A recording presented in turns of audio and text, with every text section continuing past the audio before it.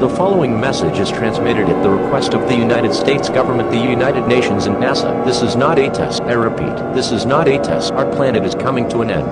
NASA has discovered that Mercury is running out of orbit and is on a collision course with the Earth. Mercury is expected to collide with the Earth in the next 2 hours. There is nothing we can do to stop this. Once Mercury collides with the Earth, then extremely loud noises will hear. Mega tsunamis will form, mega earthquakes will occur, Kessler syndrome will take place, a huge firestorm will form, and the sun will be totally blocked for about 54 years. There is no way to escape from this cataclysm astronomical event. Planet Mercury is too large to be deflected away from any object. There is no reason to stay calm. Go into complete panic mode. Gather your friends, family, pets, kids, and children, and prepare for the final moments together. The national anthem will play for the final time. May God save to us all.